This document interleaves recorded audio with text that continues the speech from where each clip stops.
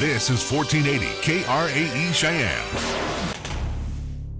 What you are about to hear is a sports talk radio show unlike any other that has ever before been broadcast in the capital city of Cheyenne, Wyoming, USA. This is Cheyenne, Wyoming's Sports Talk Authority. The Wyoming Cowboys, the Denver Broncos, the Colorado Rockies, and the Denver Nuggets. The show is local, it's regional, and yes, the show is national as well. Wyoming Sports Talk Today is on the air.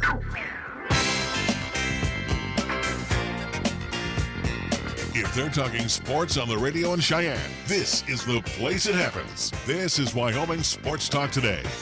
And we're so glad it happens right here on 1480 KRAE. Thank you to all our fine sponsors.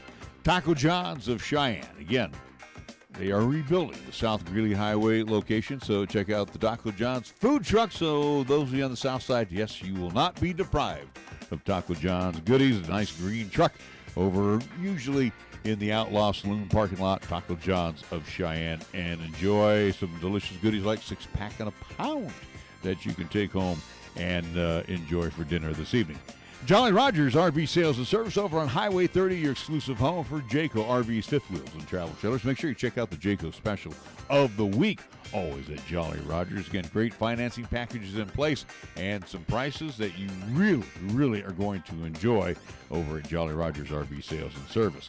Chick-fil-A at the corner of Windmill and Del Range, directly across from Powers Field. And Menards, Ray and Cindy invites you to come on by. Getting great reviews right now on the Smokehouse BBQ Bacon Sandwich. Unfortunately, it's only here for a limited time.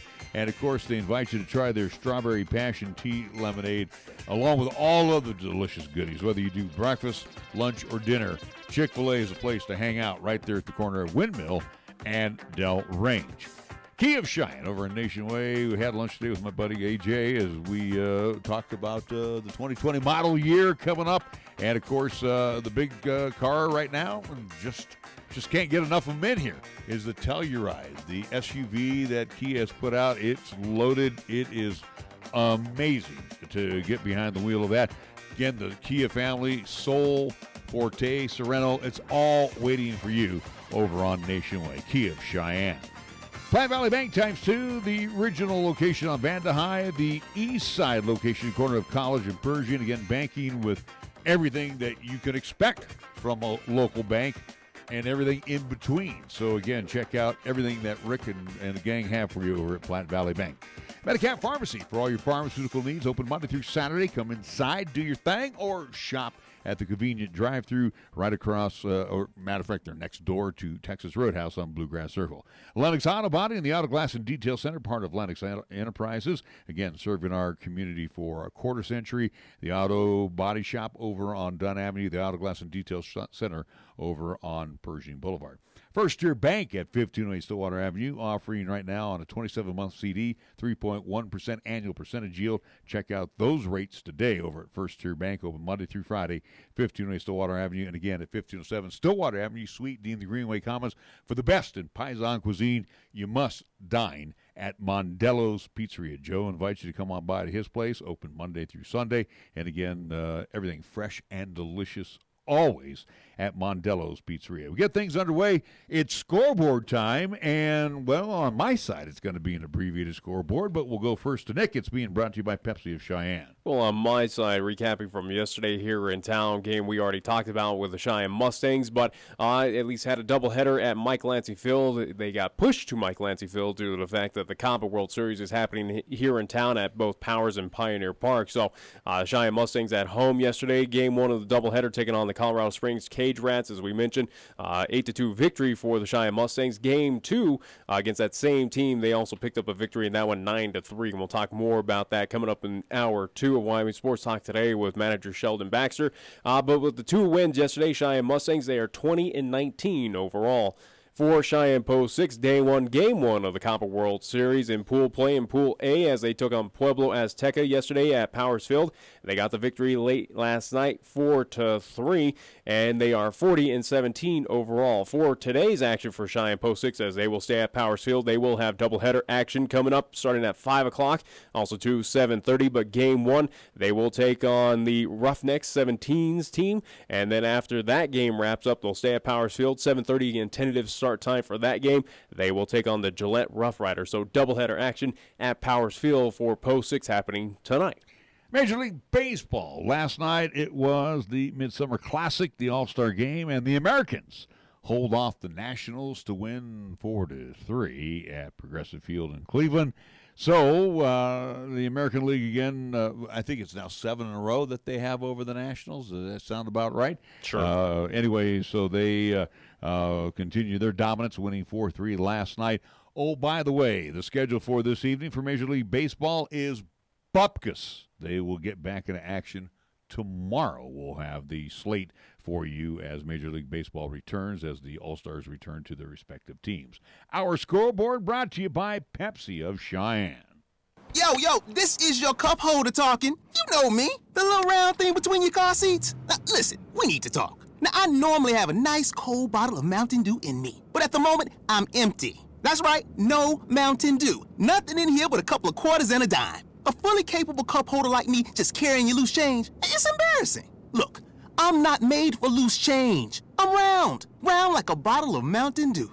Glistening, cold, and delicious. I'm made to keep Mountain Dew within reach at all times, so you're never far from that incredible bold citrus kick whenever you need it. Just inches from your hand. So find a store already, grab some Dew, toss it back, then place that bottle where it belongs, and put that loose change back in your pocket.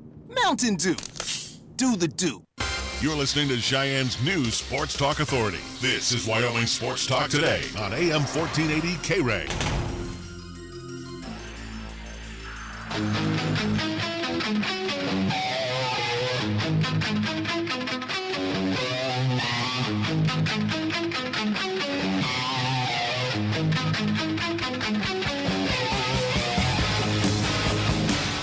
Welcome to Wyoming Sports Talk Today. Larry Proetti along with Nick Proetti as we are here. Stuff to talk about. We'll have in the 4 o'clock hour, we'll have a lot of baseballs. We'll talk with Sheldon Baxter, skipper of the Cheyenne Mustangs. He'll bring in a player. We always get to introduce a local product to our listening audience, and we'll have Grayson Brain join us coming up in the 4 o'clock hour. As they have a day off today before they get ready to head down to Denver coming up tomorrow, and then they will take a break Friday and Saturday, and then Sunday we'll be back in home, at least at Pioneer Park. Again, as for Sunday's activity regarding the Copper World Series, we'll shift over to Powers with the championship game, so Pioneer is wide open, so doubleheader action for the Mustangs coming up this weekend, at least Sunday, and we'll talk more about that. So as the Mustangs kind of float right now, having to, again, as they stepped out of the Copper World Series away from that action that is happening here in town. Again, this week is just a little bit hectic, and just trying to find those doubleheader games while they can is kind of what the schedule's looking like right now for the Cheyenne Mustangs. All right, well, let's delve back into baseball as the All-Stars are heading back to their respective teams. And again, the Americans win last night. You know, we didn't get into it yesterday because we got into a lot of other stuff, and we had Adam Galicia in along with Jade Reinhardt, who was in here. Yeah. And we had a really nice discussion with both of them. But I wanted to talk about Verlander from the Astros, where him and Commissioner Manfred have been, battle awards, I guess, where, the ball is juiced for Major League Baseball this year, and it's making it harder on the pitching. But, as I sit here and I watch, the comments by both. Now, remember, Major League Baseball owns the baseball-making company, Spalding. They bought it. Yeah. So, and back in the day, I can't remember who was, maybe it was Spalding. But years ago, the balls were made in Haiti. Now, you have that one from the Chicago Cubs. That's why I'm looking at it. Well, this is just a printed out. Rawlings is usually what does the, not authentic, but those are the made in China one. No, at least don't touch my baseball. But well, I wanted to just point out something if I could see it, because being a pitcher, I can tell you a couple things that I learned. You can't even catch a baseball, but again, here. There. Anyway. Finally, you can catch it on All there. right, but you could tell, again, this obviously. It's not a real baseball. It's not a real baseball. I've got two sitting up on my shelf. But, the thing is, Verlander's got a case. Does he? Well, because if you look at Major League Baseball now, and I'll tell you the secret behind all of this, is that the lacing around the balls are now, they're smaller. All right. Where back in the day, you had a little bit of a raise in the laces where you can, get a better curve ball. You can throw your knuckleball, you can throw your slider, whatever the case may be. And again, it seems like these balls right now, again, Major League Baseball owns, the ball making company. Are they juicing it? Is MLB, as Verlander's come out and said all this, nonsense, or at least in my opinion, nonsense? Come on now. I mean, let's be honest. I don't think MLB would stoop to that low to go, okay, hey, let's alter the ball so it makes it difficult on these pitchers, because, and again, in theory, it would make sense of, hey, let's help out those hitters, get those home runs. Hey, let's get fans, a reason to go out the ball game, where, the old adage back in the day with baseball, it's boring to watch because it was almost like a soccer game of, you're watching, low scoring affairs, for 3 hours where, hey, it's not that exciting. I get the argument, but I highly doubt that MLB is doing anything major to alter. If anything, it is, I wouldn't doubt, again, as you're talking about the laces getting smaller, it's probably something of, hey, maybe a little scientific evidence, or trying to figure out, hey, this is going to help out or adjust for, where we are in today's age of the athlete of bigger, stronger, faster compared to the 70s, 80s, 90s. This is an alteration of, okay, well, in order to keep up with the times of where the athletes are, all right, we have to alter the products that we're putting out there. Baseball is still baseball, but the game has changed. I think we'll all agree it's changed. In what way? Well, the game has changed to the point of you have, like you said, bigger, faster, stronger. I think a lot of the small ball has been taken out. Well, and again, that is something that I've talked about a while, where you look at the analytics, you look at the stats of what is happening with baseball and hitters. It is you're swinging for the fences league, or you strike out. Again, it is these players going out there day in and day out of trying to make a name for themselves. They're trying to garner those big contracts. They are trying to be that home run hitting, at least, hero for whatever team is out there. It's a unique era right now for baseball. It is something very interesting, but is this due to the fact that it's the baseball's being altered? Are pitchers having difficulty with it? Again, Verlander has been the big name. Now, have others complain? I wouldn't doubt other pitchers probably under their breath, or who are not as in the limelight, or at least well known as Justin Verlander, who is going to get that attention. Is this an overwhelming majority thought, at least a thought across MLB pitching and understand staffs? this: Verlander's 10-4. It's not like he has a losing record. Yeah, and he's got an ERA under 3 this year. The thing is with Major League Baseball, first off, pitchers can't cheat. Okay, can't bring the emery board out there. You can't scuff the ball. I mean, you could pull a Roger Clemens and do steroids. Well, no. A trick that I learned years ago, and I might have told you the story. When I was in college, we had a former Cleveland Indian Yankee working out with us. He was coming back. He was rehabbing from Achilles tendon surgery. His name was Steve Klein, and Steve kind of taught us the tricks of the trade for Major League Baseball. Here's what you do: your belt buckle. You would make sure your belt buckle was sharp, so you could get the ball and kind of scuff it a little bit. Put not a smile on it, but you could scuff it up. We were told to grow our thumbnails.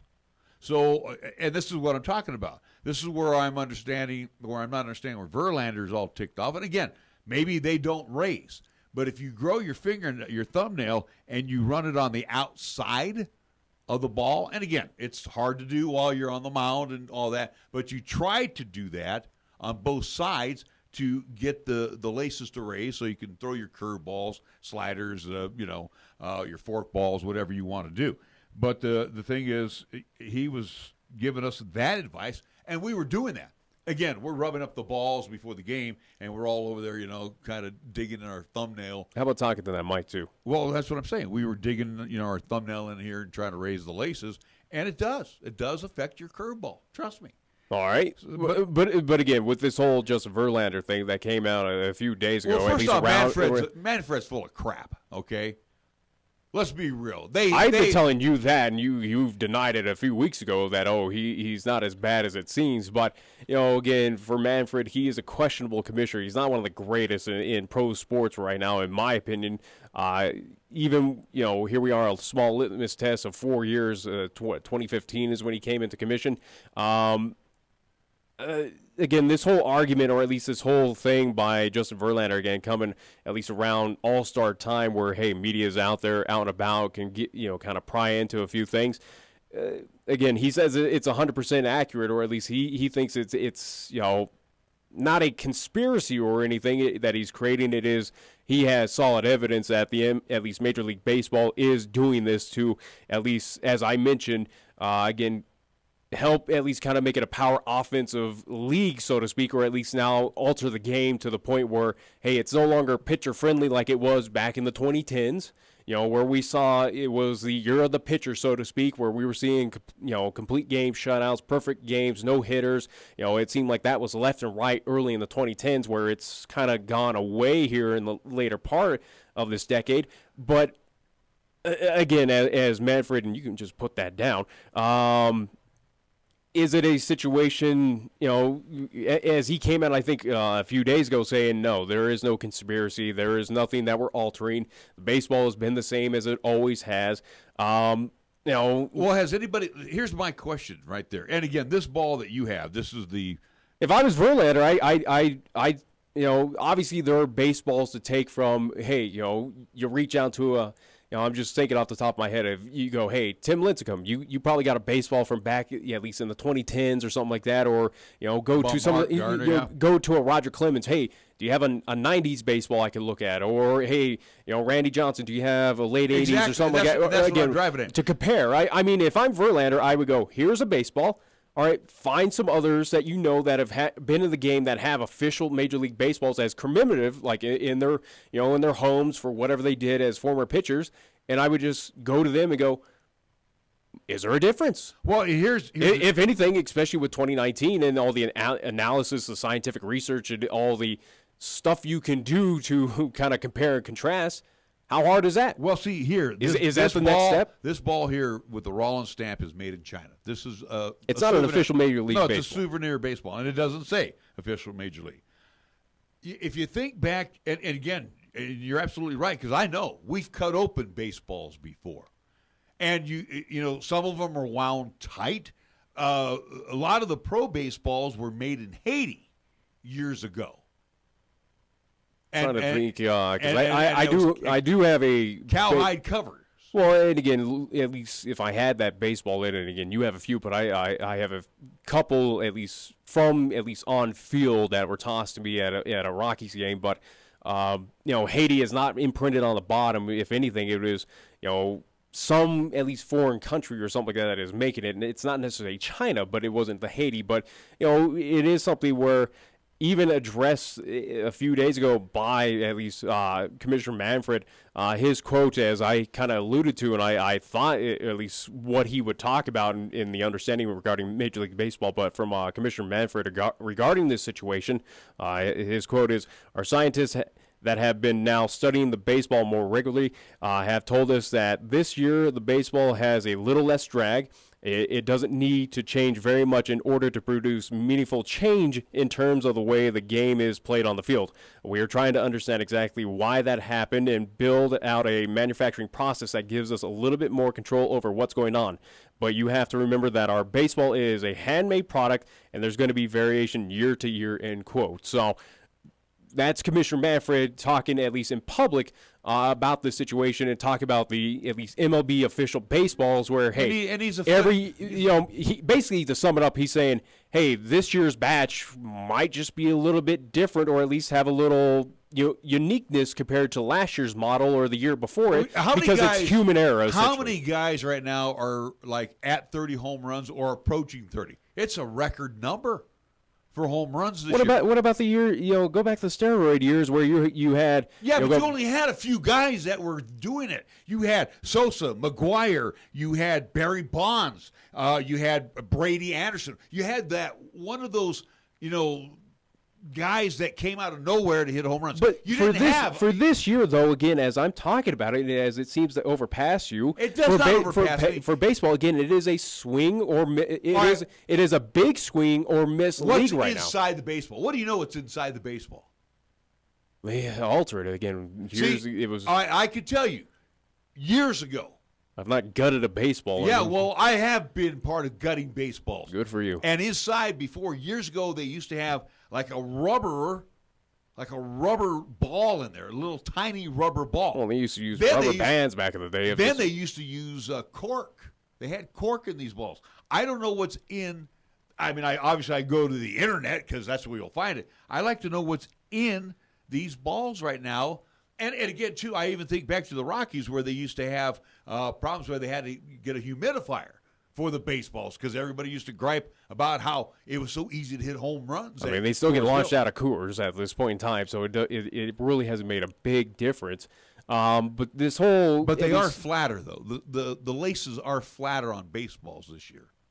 I really, again, as you complain and talk about this, I think it's more a conspiracy that Verlander's bringing up. As much as I want to trust the guy, and I think that he wouldn't be lying to us, but it does seem like it is a false kind of accusation, and maybe it's just more in his head more than it is, what is going on of where he thinks it's the world, it's MLB against pitching staff, including him, what they're doing to at least alter the league.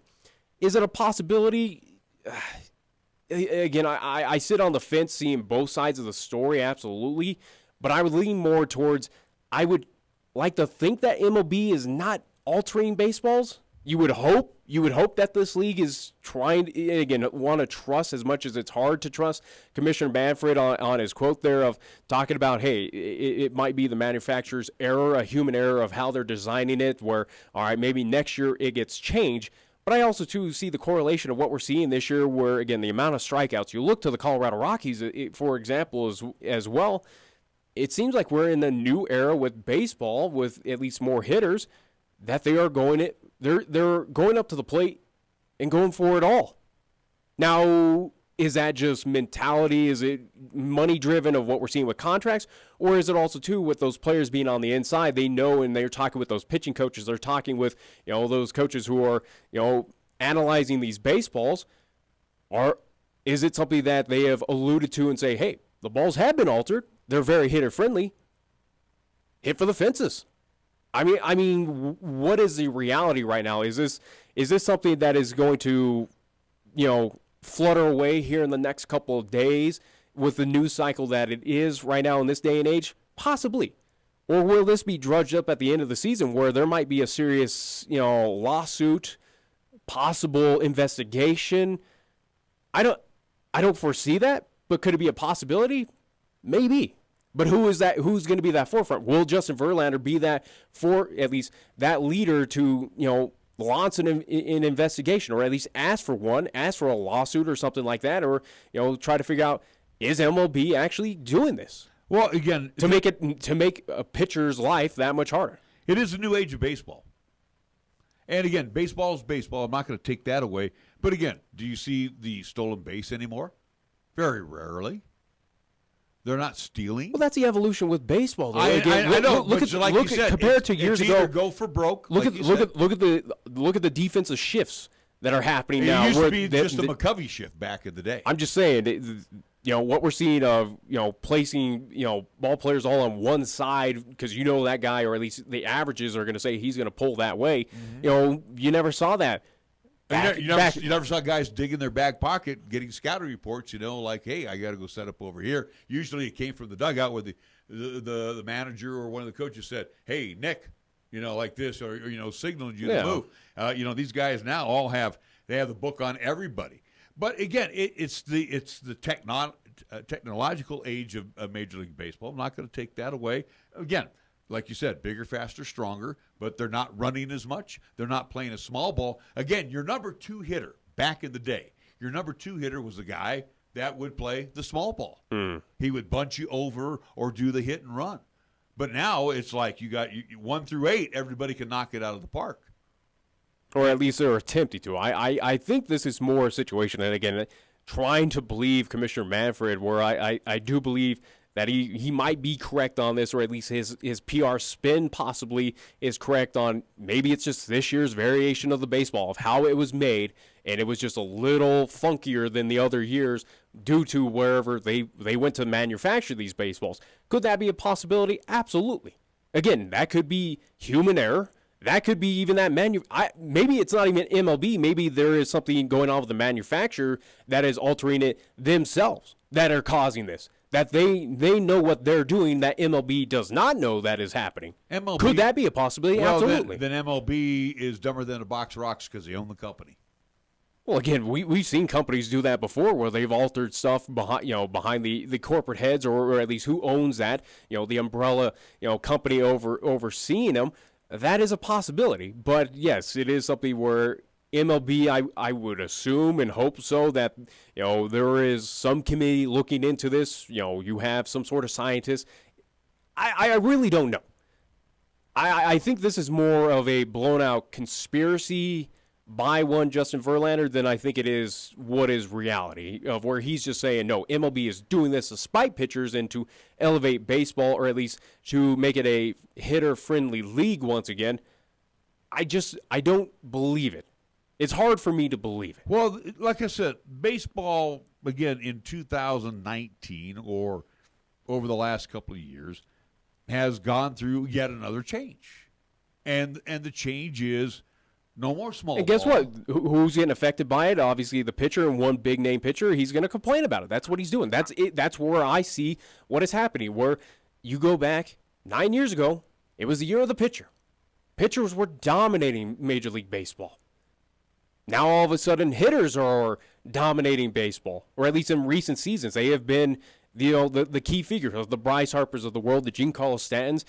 We look at Manny Machado. Again, you're seeing the year of the hitter, so to speak, the year of the home runs, at least elevating across the league and across teams. It is on par with what baseball does, at least throughout its existence for over 150 years at this point. It evolves. It changes. It goes through shifts. Let me ask you, as a fan, do you go to a baseball game? Obviously, and we'll use the Giants and the Rockies. Do you go to a baseball game to see a 15-8 score? It seems odd, and I'm not.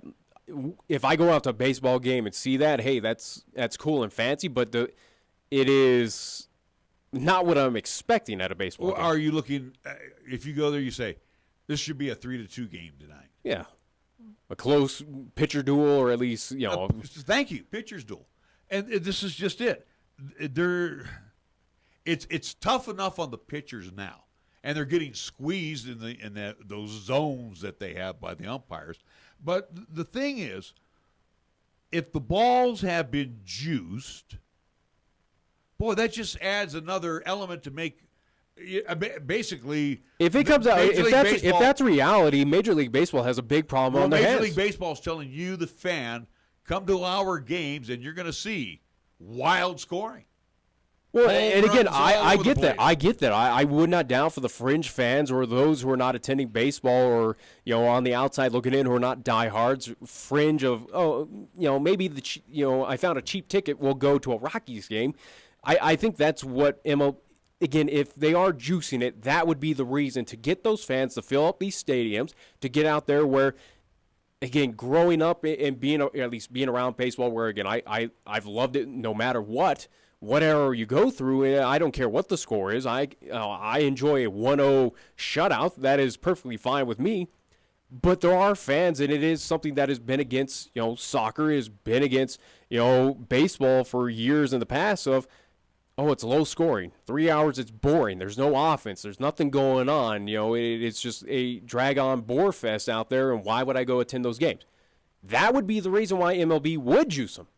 But is the risk worth the value that they're getting out of fans attending more games due to the fact that we are seeing 18-12 Rockies-Padres games where that is going to, again, where we're seeing home runs plenty, where it is no longer a rarity, which home runs, it should be a rarity. It is that kind of special moment.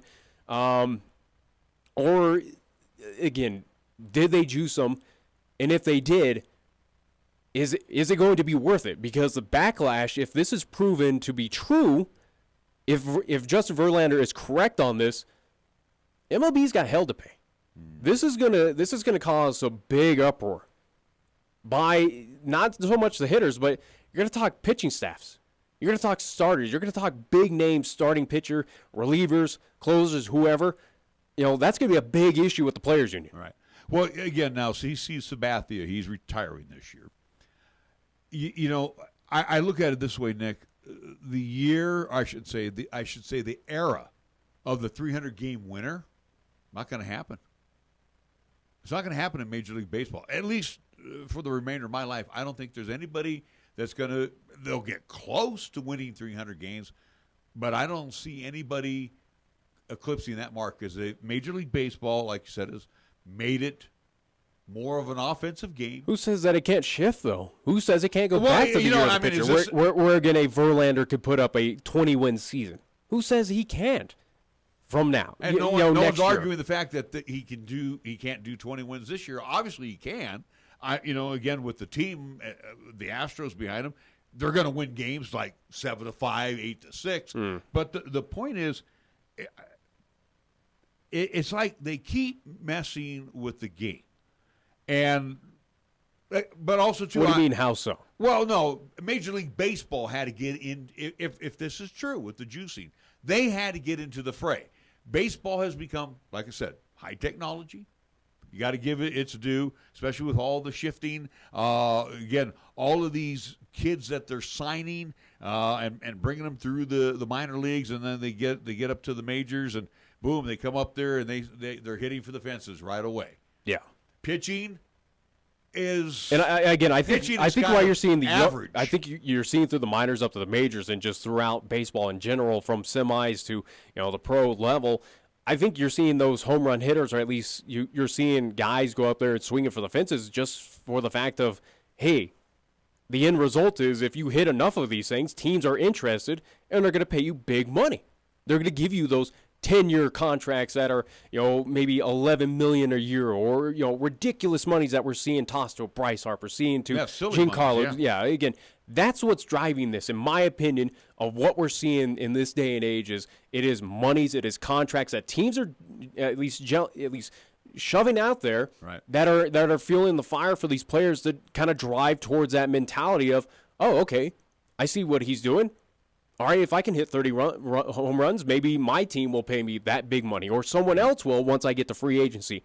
But the juicing thing, going back to that, and the kind of final thing for me on this, if this is proven to be true, whether they find out during the season, if it is an investigation afterwards, after the season, it goes into next season, and it's found true, no matter what, this controversy that has now been brought up, that is going to hopefully kind of stick throughout. And I hope it is something that is investigated.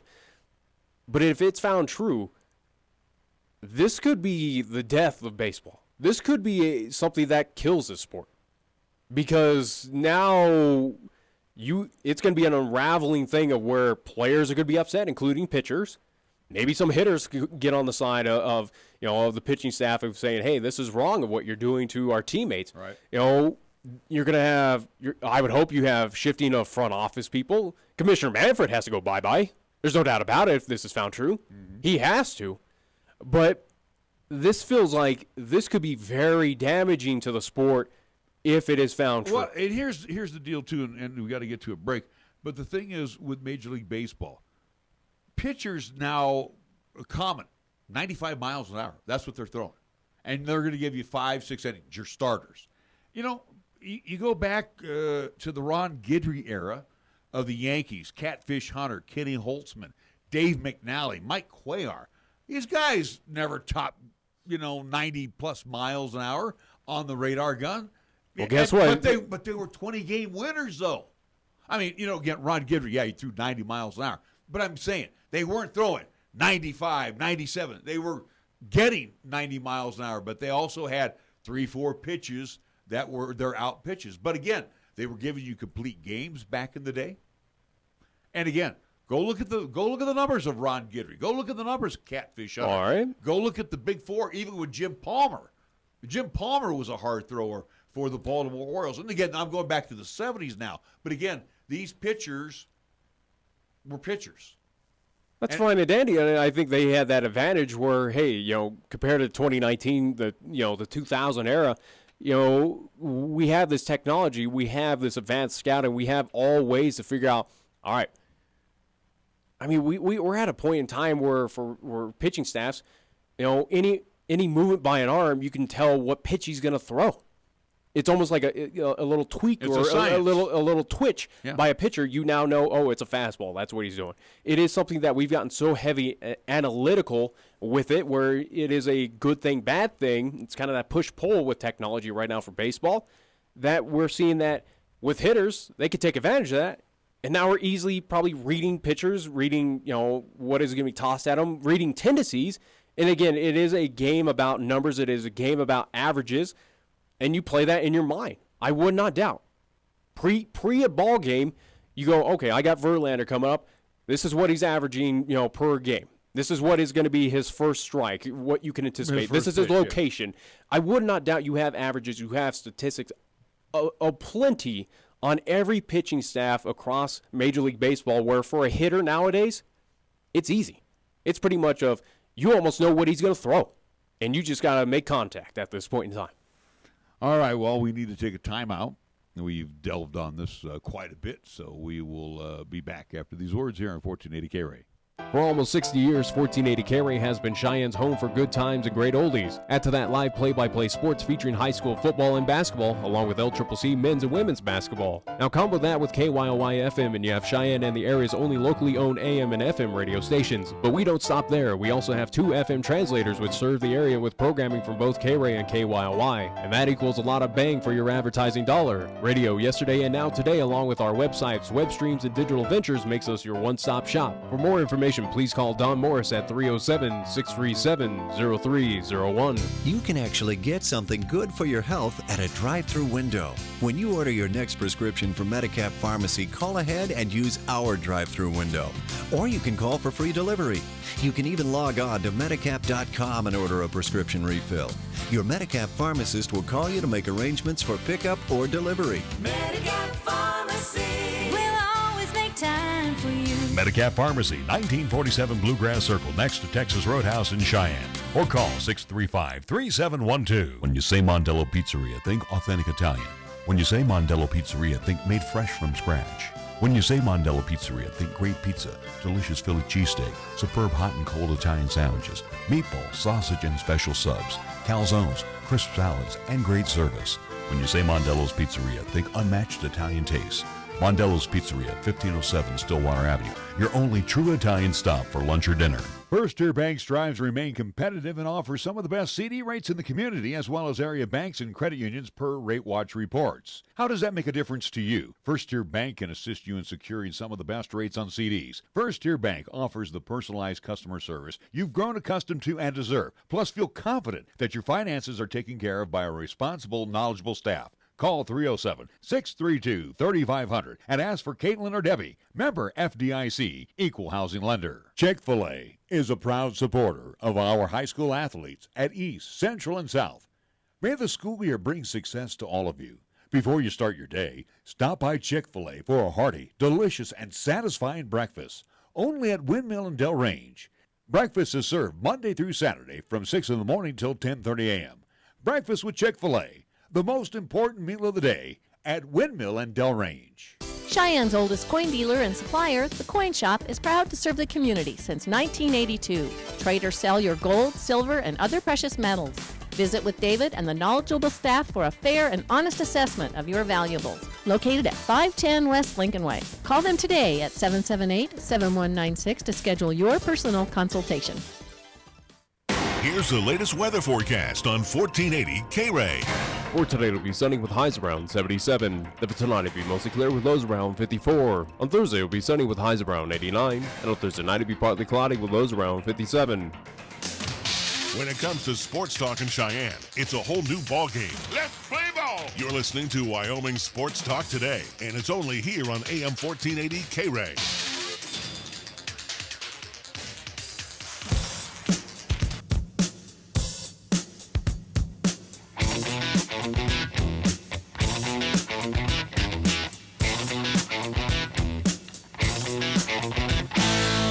Real quick, we'll put the ball controversy to bed. And I grabbed a ball that I have here. This is one that I actually hit a home run back about, this is, looks like 2011. So this ball But it's not official Major League Baseball. No, but these balls that we get in my league, we pattern them off Major League Baseball. But it is not how they actually made or how they would probably specify to a manufacturer. But like I told you, see how the laces are built up in these things. I get that. You know, and again, this would be advantage pitcher.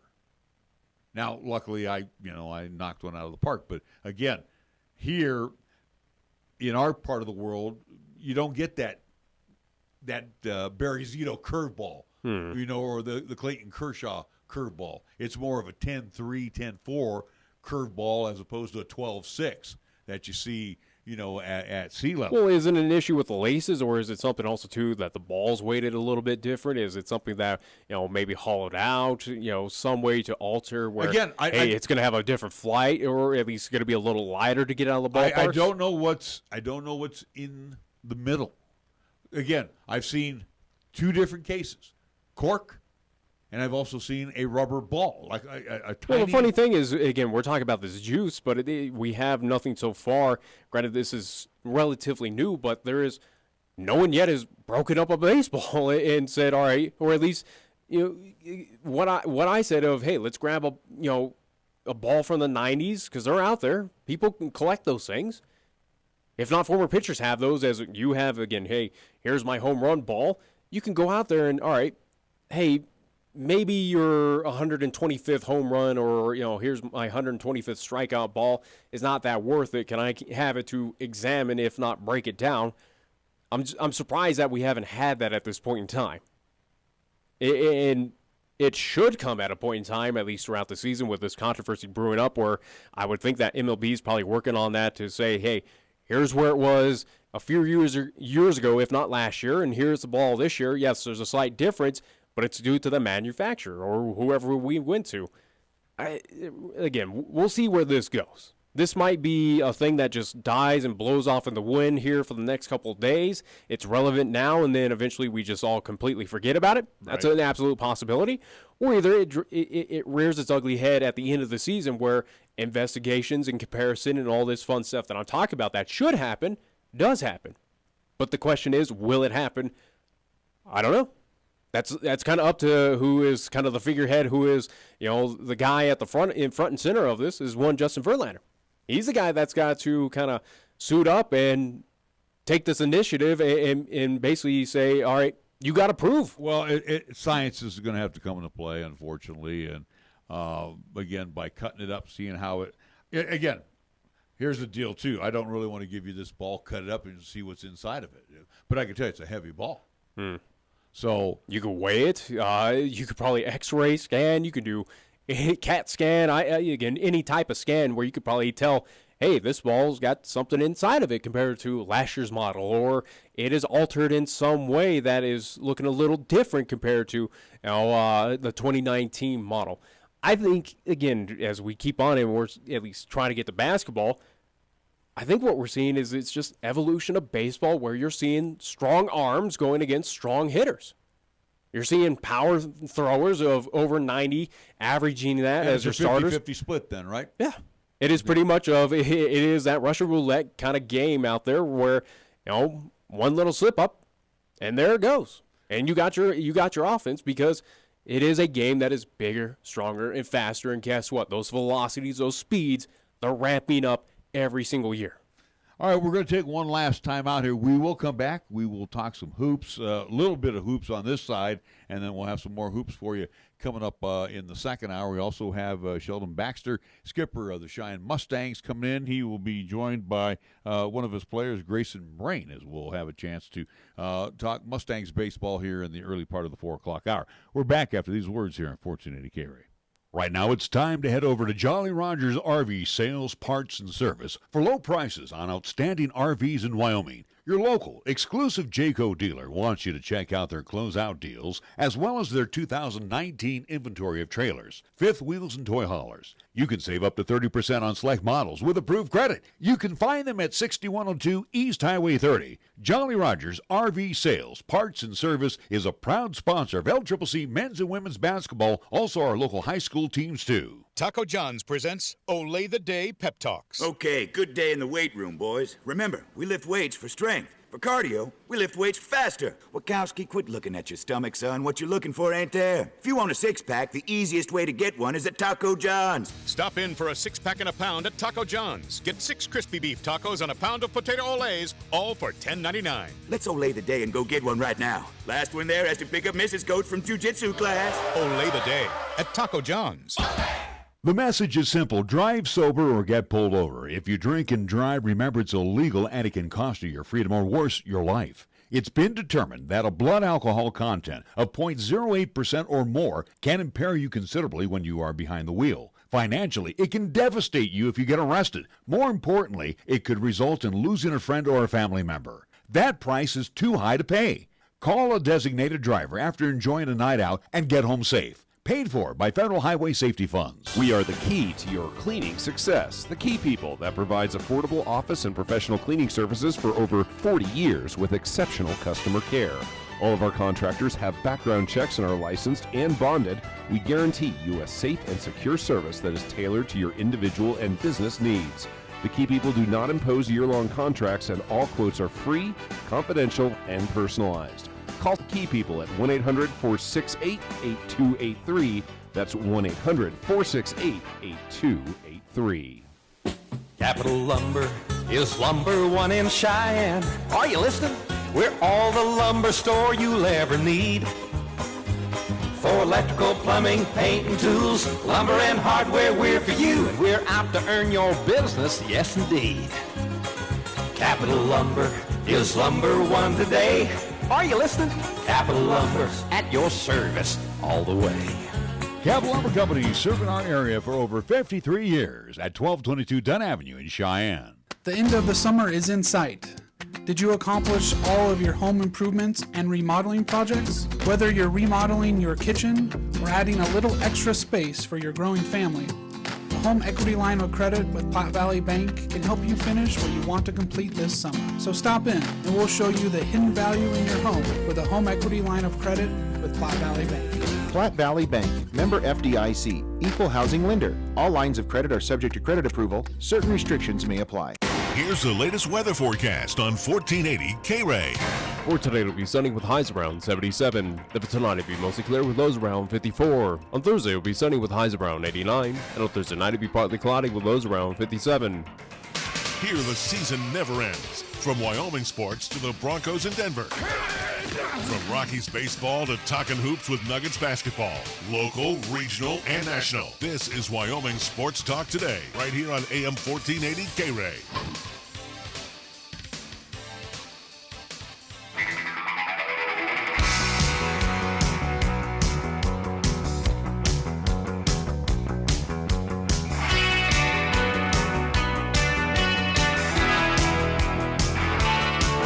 Welcome back to Wyoming Sports Talk. Today we'll step aside from baseball here for a few minutes, and then we'll rehash. Well, we won't rehash. We'll get back into baseball talk coming up here. Hell, we could even probably pry on Sheldon and whatnot of his thoughts, possibly, of what he thinks again is. He's a young up-and-comer in the baseball kind of ranks. We're not going to get into basketball. We just keep talking about this. Well, I'm just saying, again, talking about with Sheldon Baxter coming up on today's show, 4:30 is at least tentative time for the Mustangs to be here in studio with us. And we have probably time to get a couple of basketball notes out. And one of those is former University of Wyoming star Justin James. It's now official. He is with the Sacramento Kings.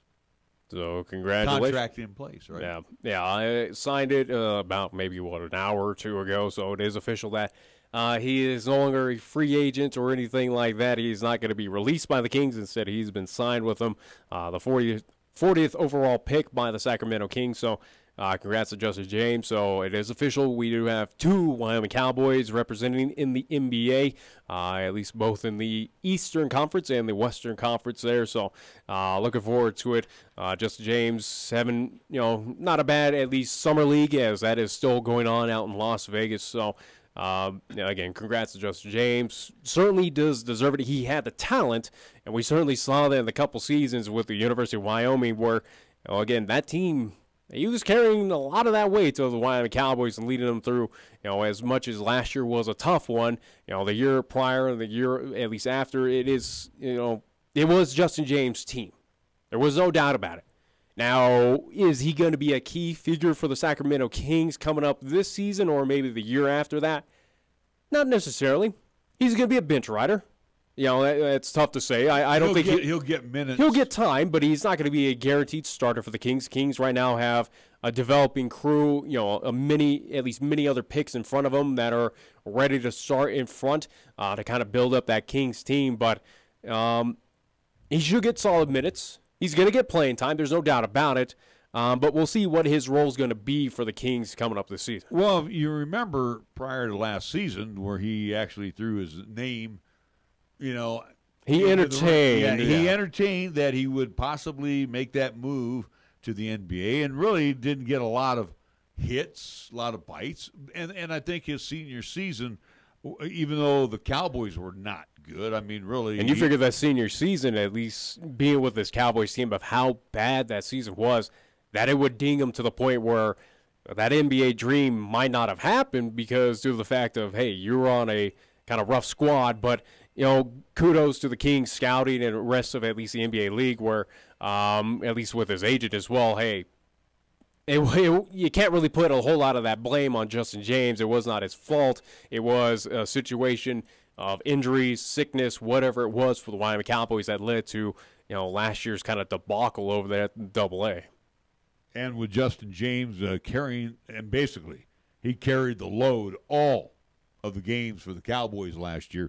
You look back at what he did without that supporting cast. And I think that was important. And really, if you look back, it was a smart move that he made coming back for his senior season. But then again, too, you look at Justin back in the day, though, Nick, when he was entertaining as after his junior year, entertaining about going into the NBA draft. He might have looked over his shoulder and said, this may not be a good squad here next year, and maybe it might be best for me to take my trade, to the next step. But I'm glad. Well, you can always entertain to see what your stock value is, and maybe it was something that having to go out, get an agent, find that, talking with teams, talking with scouts, talking throughout the NBA league of just trying to get that stock value. Don't blame Justin James for doing that. Again, it does matter of, okay, you are going to be, maybe last year as he was entertaining, his stock value was could have been high in his opinion, and that was the difference of, hey, I could leave now, make my millions, be a good contributor for whatever team that was interested, or now as we learn, he stuck around 1 year, gave it a go, and again lands as the 40th overall. He was a high draft choice in the second round. That's a good spot to be in. Yeah. Again, from Wyoming, a team that had an awful record last year. Yeah. You think back, if you look at the opening round, Duke placed 3 players in the top 10 picks. Well, they were the favorite team to win the championship. But again, you got little Wyoming who did not even bend the needle at all last year. They were not good. They weren't even sniffing any tournament. But Justin James was throughout the course of the year.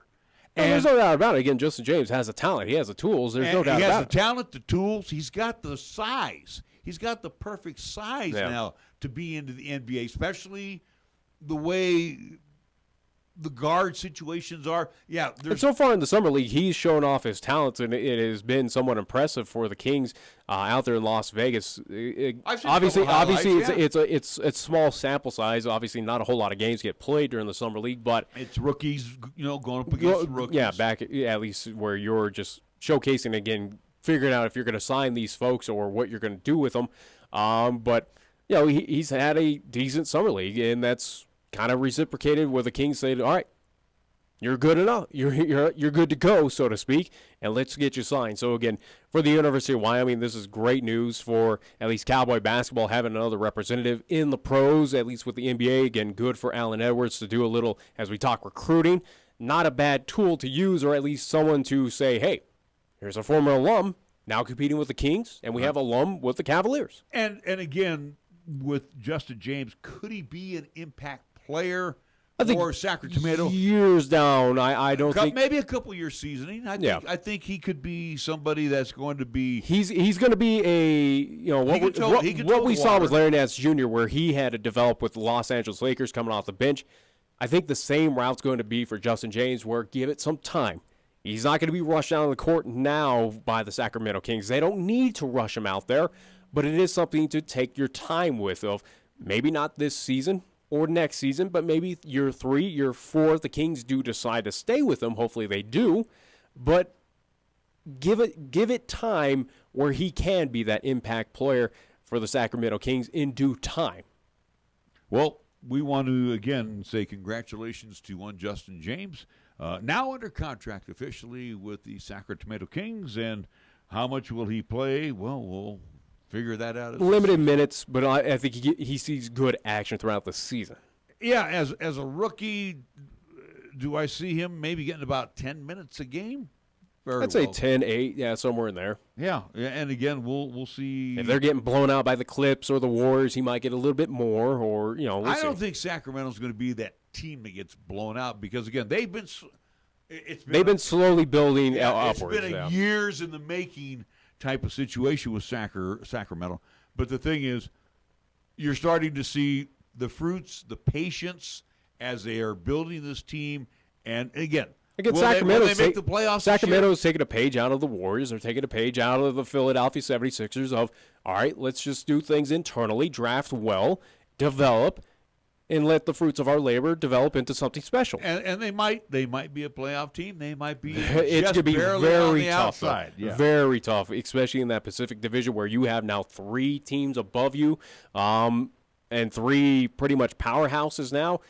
It's going to be tough for the Kings to do anything special this season, and if not, maybe a couple seasons in the future, of just how loaded not only that division, but the Western Conference is getting year in and year out. Yeah. And we see the team that's at the top of the heap may not be near the top of the heap this year. They may drop back quite a bit. There's a lot of questions right now regarding teams. Yeah, I mean, I don't know who's the top team right now, but if you go by last season and what has been going on in the offseason, you would have to say maybe the number 1 seed might be the Denver Nuggets. We'll see. I'm just saying, could be, might be. Didn't say that they're not will be. I would not say the Nuggets are the favorite out of the Western Conference. So far, Vegas has gone against that, and I think, especially with the Lakers knocking on that door, Clippers possibility, and you can't take away anything from the Warriors. The Warriors have added as well. They've not, again, as they've lost at least the one major piece, they've added a few quality pieces to the team. They've lost 2 quality pieces. I'd say 3 as well. Yeah, with what happened today. Well, and then 4 now, because again. Let's as we get ready to get to the top of the hour here. KD's gone.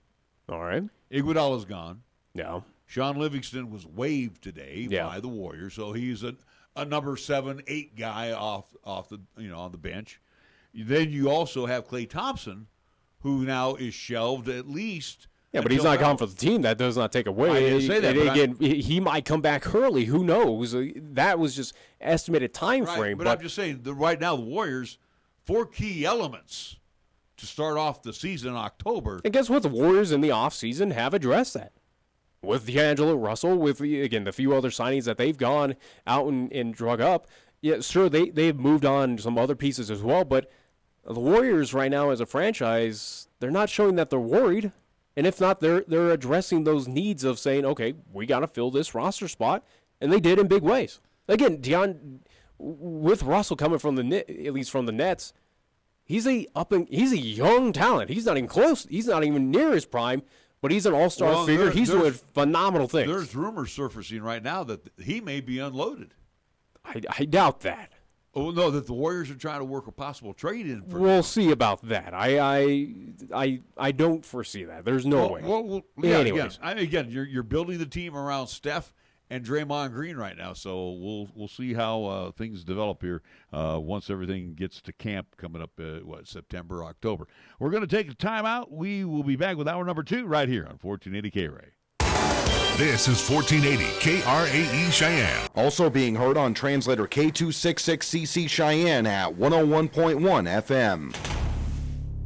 What you are about to hear is a sports talk radio show unlike any other that has ever before been broadcast in the capital city of Cheyenne, Wyoming, USA. This is Cheyenne, Wyoming's Sports Talk Authority. The Wyoming Cowboys, the Denver Broncos, the Colorado Rockies, and the Denver Nuggets. The show is local. It's regional, and yes, the show is national as well. Wyoming Sports Talk Today is on the air.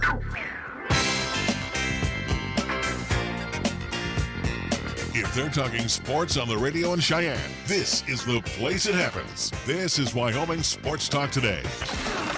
Welcome to hour number 2 of Wyoming Sports Talk Today. It is being brought to you by Mondello's Pizzeria, 1507 Stillwater Avenue, Suite D in the Greenway Commons. You know, in addition to the great pizzas, calzones, strombolis, sandwiches, fresh baked bread, oh so delicious. Have it cold, have it heated up. The food is always fresh and good. Awesome. Mondello's Pizzeria, 1507 Stillwater Avenue, Suite D in the Greenway Commons. We also want to thank First Year Bank directly across the street at 1508 Stillwater Avenue, open Monday through Friday. Lennox Autobody, the main auto and truck repair center on Dunn Avenue, the Auto Glass and Detail Center on Pershing Boulevard, founded by Dick Lennox. Quarter century ago, and still going strong today as is a family-owned and operated business as his daughter Heather continues on that tradition. Medicap Pharmacy, for all your pharmaceutical needs, Bluegrass Circle next to Texas Roadhouse, and again, open Monday through Saturday. Platte Valley Bank, the original location on Vanda High, the east side location where you can do your banking Monday through Friday as well, over at the corner of College and Pershing.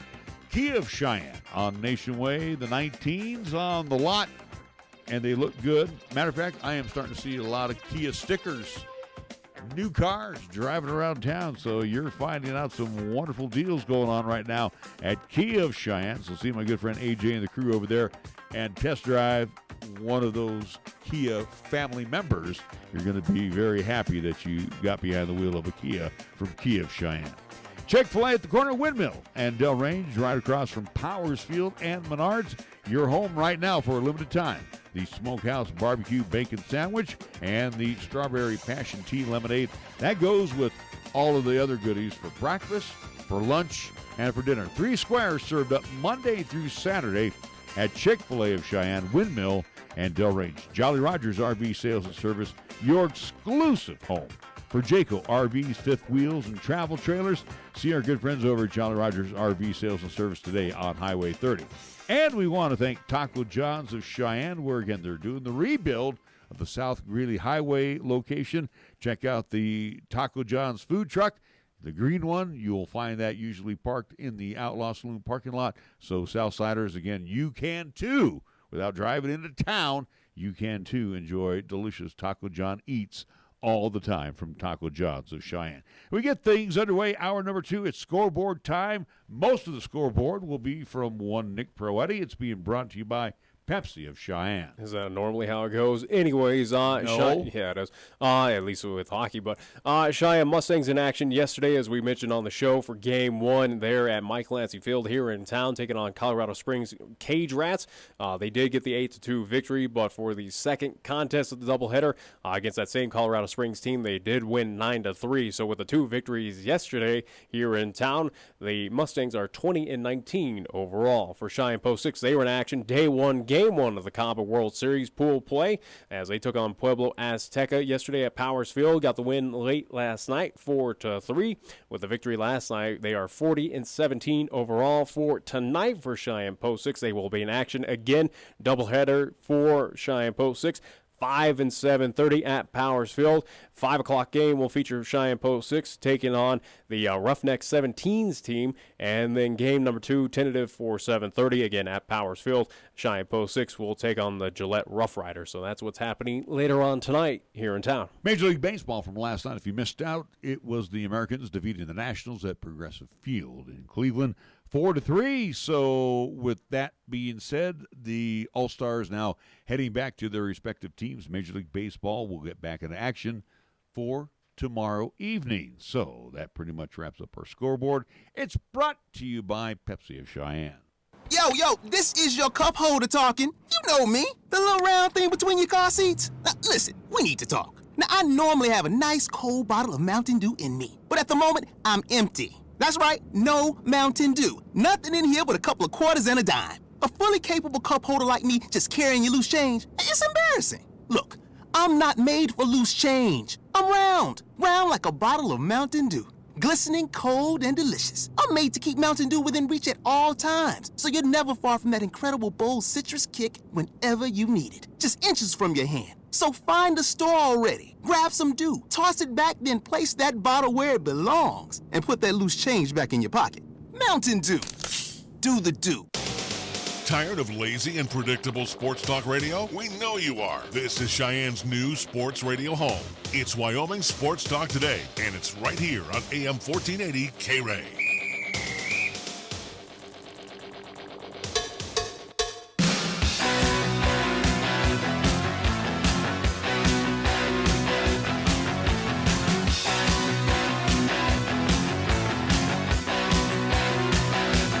We're back on Wyoming Sports Talk Today, hour number 2. I want to stand corrected, too. We will have our Mustangs group come in. That would be Sheldon Baxter, the skipper of the Mustangs, and he'll be joined again by Grayson Brain. They will be on the backside of the 4 o'clock hour, so at 4:30. So do join us for our report on the Cheyenne Mustangs. And tells me that you didn't read our social media post that I put up there of saying it's at 4:30. No, you saw what time I came back in here. So I don't want to hear it. But regarding social media as well, too, did post earlier today on at least Twitter side, Nick at least at Nick Wild Sports, also too on the Wyoming Sports Talk Today Facebook page, and also on top of that, 1480KRAE.com have officially posted up our high school football schedule for 2019. So again, check that out, see what games we will be carrying, how you can find all of those games, whether it's audio, visual. Again, 5 different ways to tune in for high school football, and featuring both Cheyenne East, Central, and South this year, as we'll have a lot of home games. Again, we will be on the road in a few contests, but again, to see what teams we'll be covering throughout this upcoming season, go check that out. And also, too, do want to remind folks of something that we talked about yesterday. We'll remind as we're about 6 days away here in town. Cheyenne Extreme holding tryouts for the 2019-2020 seasons upcoming. This will be on Tuesday, July 16th. There is no tryout fee. Registration on July 16th at 5:30 p.m. is when that will begin. Tryouts start at 6 and will go all the way to 8 o'clock. And this is happening over at Converse Softball Complex. So, again, Cheyenne Extreme tryouts coming up here Tuesday, July 16th at Converse. Any questions that you have at all regarding the tryouts, please email Adam Galicia at adam.galicia@gmail.com. Now, let's continue on with our conversation for basketball. First off, as we got to the top of the hour, we wanted to congratulate Justin James again on his contract signing today with the Sacramento Kings. I also want to call him Sacra Tomato because there's you're a moron. No, there's a joke behind that, and you would have to know by living in California. I don't want to live in California. No, I don't either. Thank you very much. But let's get into the bigger names. But there are some folks that want to live in California and who will live there for at least a few years, as with Justin James getting his contract signed today. At least we have contract updates, or at least we had an official contract signed as well by one Kawhi Leonard, as we learned that he is going to be an L.A. Clipper. But it's a shorter contract. Well, it is a max contract, however, by the Clippers, but it is 3 years and total of $103 million by the Clippers for Kawhi Leonard to play his tenure with the LA Clippers. And to do the math on that, that is $334 and $300,000. About $30 million a year. $34 million. Either way, again, just rounding down on that, but either way for Kawhi, getting a nice little chunk and change. Again, it is maximum contract that he was offered and did accept. So the Kawhi Leonard era beginning in Clipper. And here it is right here. Clipland has happened. And here it is, Nick, official. He'll make $32.75 million next season. In 2021, $34.37 million, and in the player option season, $36 million and some change. Does he deserve it? Yeah. Yeah. Two-time Finals MVP. He's got a ring now. He's got two. Well, I know, but he's just most recently got a ring with Toronto. I think, again, as a guy who's proven to be a leader, or at least a guy who can get you to the promised land, get you a championship, as he did with Toronto, where looking at that Toronto roster, again, it had good names. Again, you can't deny one, Danny Green, and a few others. But Kawhi was the guy. He carried the team on his back. Kawhi was the main reason why Toronto won this year. He was the reason why they upset Golden State, took advantage of a depleted Warriors team in that finals. But Kawhi is that guy, and I think for the LA Clippers is what we saw this past postseason. Again, round one as the 8th seed, giving a nice little fight to the Golden State Warriors. Again, having that little ridiculous comeback win, or at least blowout win. Right now for the LA Clippers, this is a good piece addition to this team where they could entertain, or at least make some damage, make some moves come postseason time as a possibility. As for whatever reason, I don't know what you're doing over there, but for at least the LA Clippers, right now, we'll see what happens under Kawhi Leonard. We know he is a good talent, but will it be enough to take on L.A. Lakers? Will it be enough to upend the Golden State Warriors? Will it be enough to take on the Denver Nuggets? It is all to be determined. I don't see it. I don't see that it's going to happen, but could it be a possibility? There is that option there. You know, it's interesting with Kawhi Leonard. He was not happy going to Toronto. I'm sorry, Nick. Something got on the... Always something with you. There's always something wrong with you. Yeah, throw it. It's on camera. Give it the PD. So anyway, he never was happy in Toronto. He made no... He said once that trade happened between San Antonio and Toronto that he was not happy. He did not like it.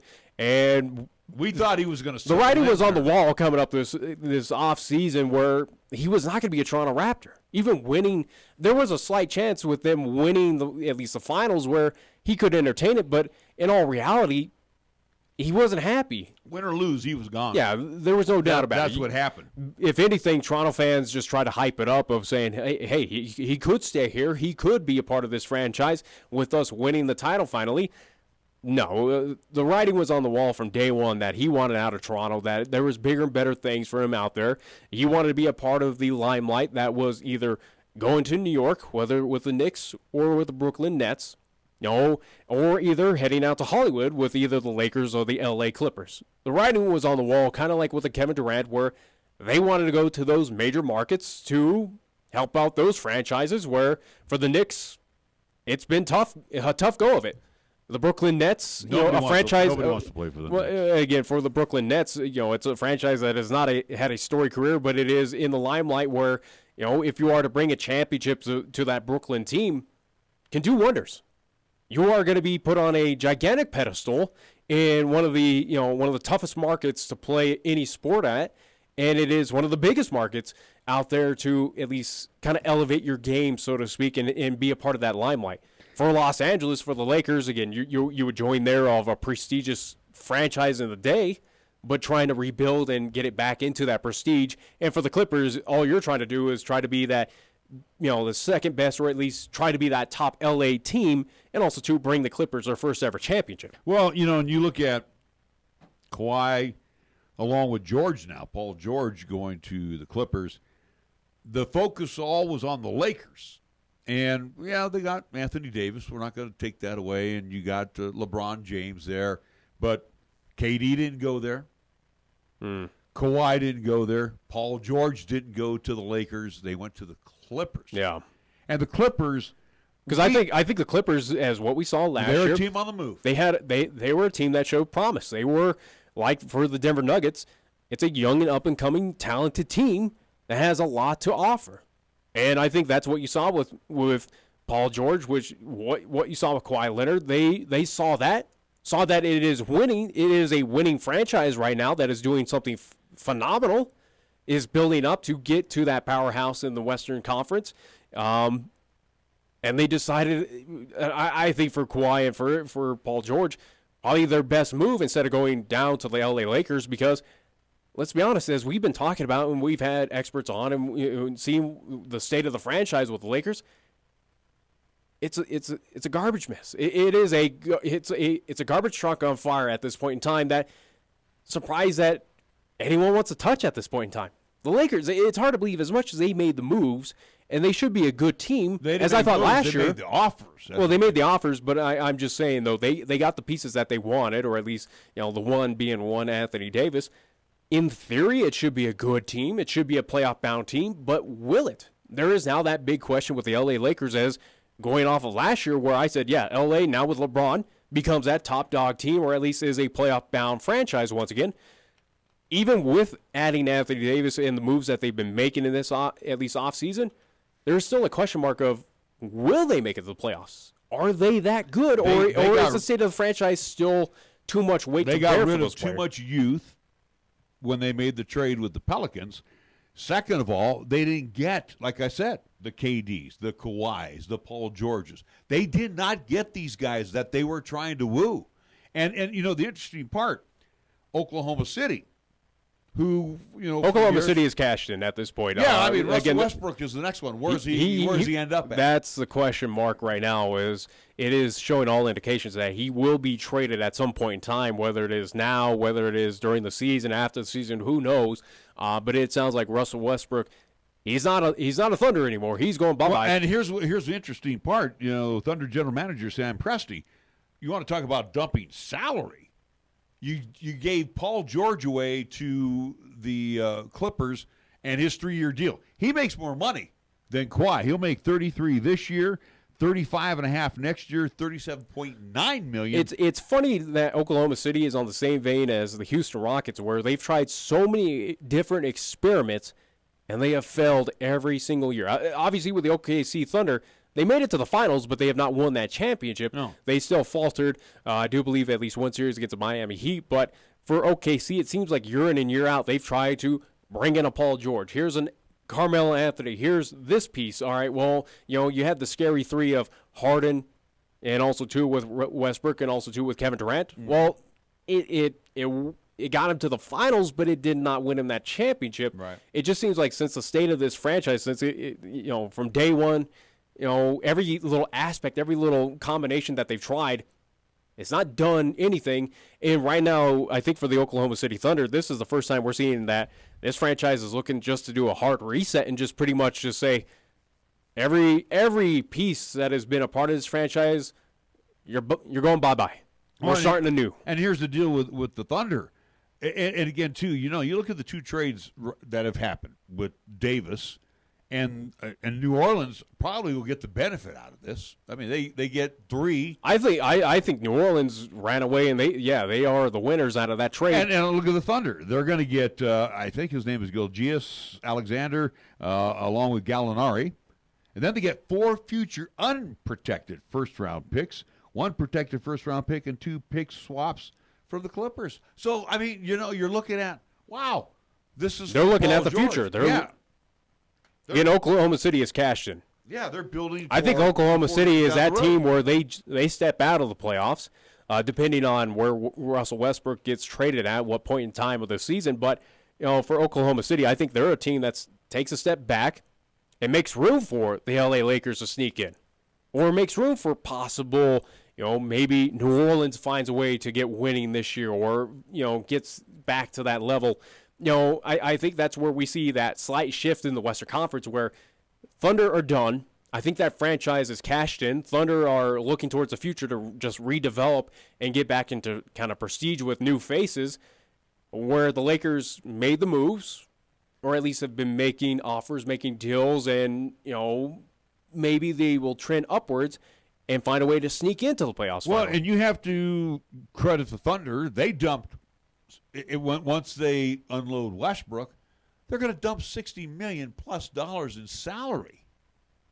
And again, the two players they picked up. I mean, they're not going to buy anyone on free agents for that money. But the two players they picked up, not going to cost them a pile of money either. No.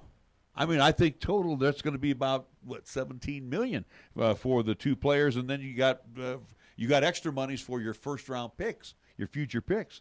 So, we'll see. Yeah, like I said, where Russell Westbrook ends up, nobody will know. All right, we're going to take a timeout. We'll be back after these words here on 1480 KRAE. At Medicap Pharmacy, we concentrate on nothing but your medications and your health. Each location is a locally owned, full-service neighborhood pharmacy. We won't make you walk through aisles and aisles of stuff or wait in a long line. Instead, we'll always make time for you by listening, answering your questions, and explaining your prescriptions. Medicap Pharmacy. We'll always make time for you. Medicap Pharmacy, 1947 Bluegrass Circle, next to Texas Roadhouse in Cheyenne. Or call 635-3712. When you say Mondello Pizzeria, think authentic Italian. When you say Mondello Pizzeria, think made fresh from scratch.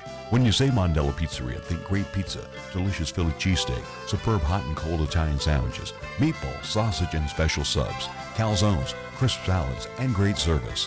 When you say Mondello's Pizzeria, think unmatched Italian taste.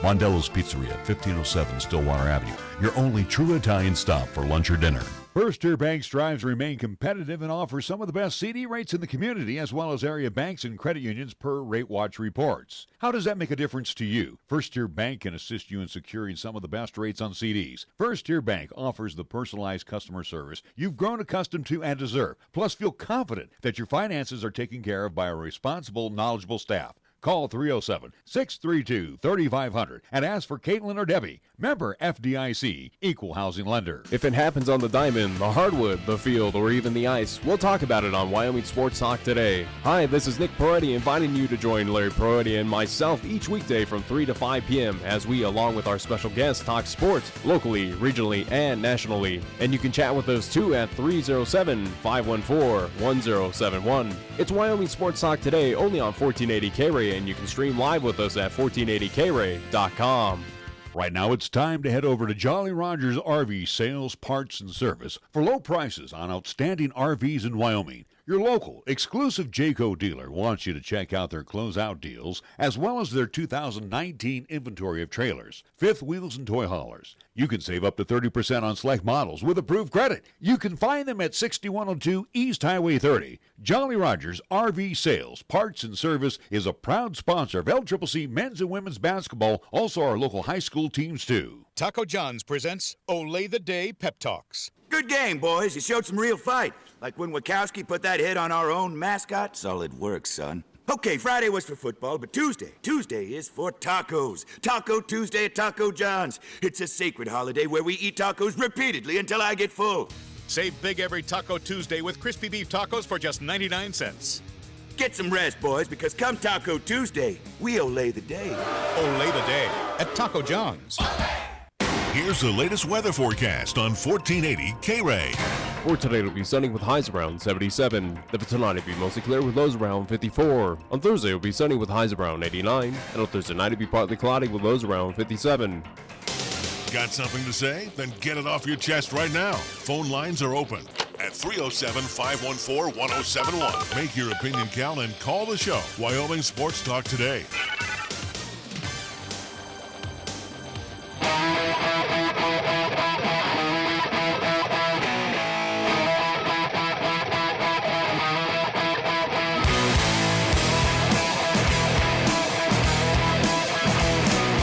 Welcome back to Wyoming Sports Talk. Today we get to talk more baseball. This time it's the Mustangs report as we have the skipper for the Cheyenne Mustangs in, Sheldon Baxter.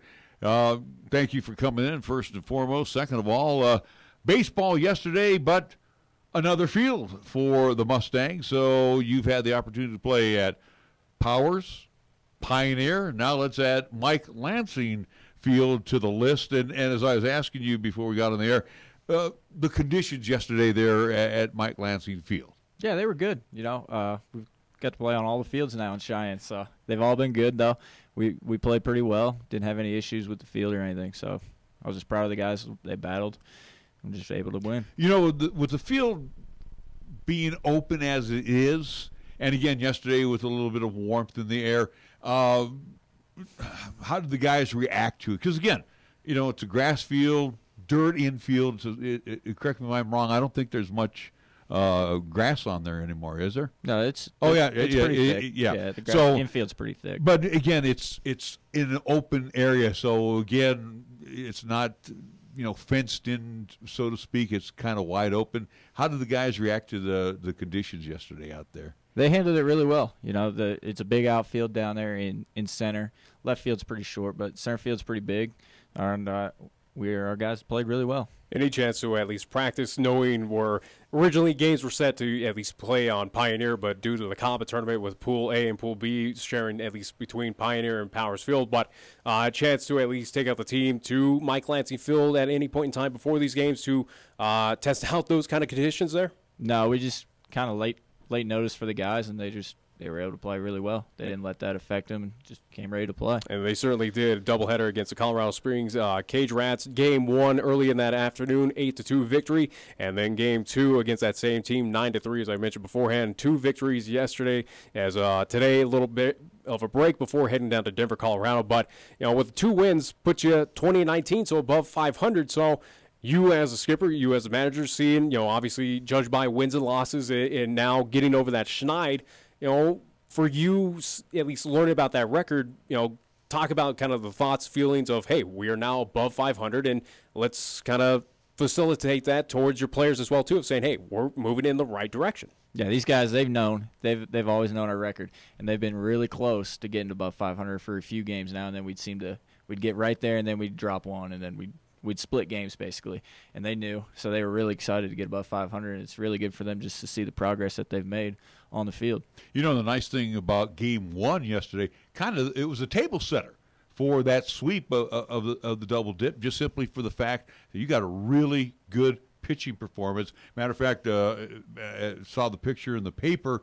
This is I'm sure taught by Sheldon Baxter how to get the proper form pitching. You got a really good performance out there in game 1. Yeah, Logan threw the ball really well for us. He was out there, he was throwing strikes, getting guys out early, really helped him get deeper into the game for us. And yeah, game 1's just a big table setter for game 2 because there's not much time in between. So you're able to get the first win. They're not as excited to play that second game. Now, I just wanted to go back onto the pitching side again too. Your pitchers, again, all were, resting on Ryan back in the day. Now you're starting to see others step up, and the confidence is starting to build amongst that staff. Absolutely. Cade got his first start in game 2, and he threw the ball really well for us, threw strikes, did everything we asked him. Our defense made good plays behind him.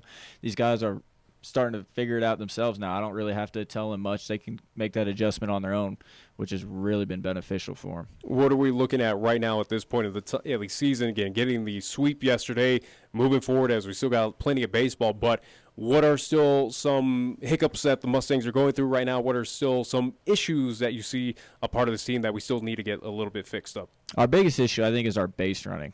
We've made a lot of mistakes on the bases, and we've been able to get away with them because we're scoring a bunch of runs, but eventually we're going to get in a close game, and those base running mistakes are going to hurt us. Looking at what's going on here in town right now is the Cabo World Series. I'm not going to get you involved in the politics of what went on. But in your opinion, is this a tournament that you would feel that the Mustangs should be in?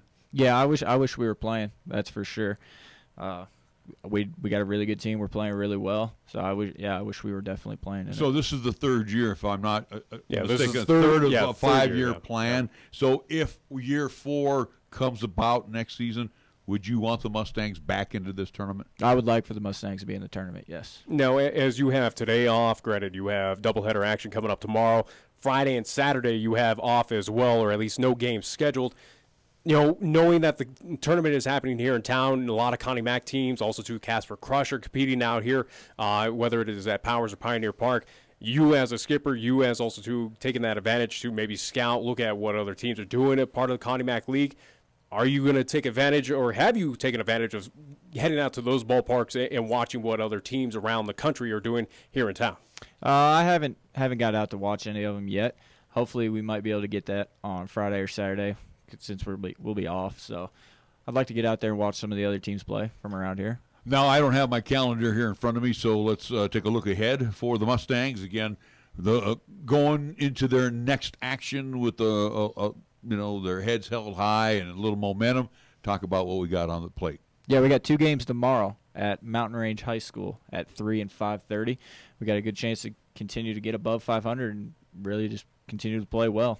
And again, those are Thursday contests down in Denver, Colorado, and do want to mention, at least to finish out the week, Sunday here in town at Pioneer Park, doubleheader action against Granville High School. So noon and 2:30 tentative start times for those contests here in town. So again, Mustangs will be back this Sunday. Now, again, as we were talking here, advanced scouting and how things are in the majors, is that something that you try to get a little clue about these guys, or does Reed, check out stuff for you? I mean, how do you guys get info on this team? You just don't step on the field and go, okay, we don't know anything about batter 1, 2, 3, and 4. Game Changer's been a big help for us. A lot of teams keep their stats in Game Changer, and we do as well. So we check that out first. Usually they're in there, though. But if they're not, we kind of just got to see how they warm up. You can tell a lot about a team just by the way they warm up. So that's. What do you look for when they're warming up? That's a good point. Just if they're moving their feet, they play catch really well. They got good arms. Just if they look athletic, basically. Do you take any stock when they're doing infield prior to the game? Do you keep an eye on when they go home, go to one, go for the DP? Do you take a little stock like, hey, maybe he doesn't have that strong of an arm, behind the dish? Yeah, it definitely helps to know the outfielder's arms, especially when you're coaching third base, to see, and you can tell by their throws if they got good arms or not. So it definitely helps a little bit, but I don't get to watch it as much because I'm usually doing something. Yeah, like a lineup. Yeah, there's usually something to do before the game. Absolutely. Looking at these games coming up Thursday and Sunday, are we looking at for doubleheader action again? No tournament, but looking at wood bat or metal coming up for these games. Yeah, they're both. All 4 games this week will be wood bat. All right, perfect. And also, too, at least my final thought for you, Sheldon, again, appreciate you coming in and talking and giving us the Mustangs update from this past weekend, which we can also talk about as well, too. We did not talk about the weekend that was down in Greeley competing in that tournament. But right now, after games yesterday and the busy weekend that was down in Colorado, where we stand kind of team health-wise with the Cheyenne Mustangs? Everybody's healthy, We've been really fortunate this year with that. Everybody's healthy. Everyone's in high spirits, so it's really good to see for the guys.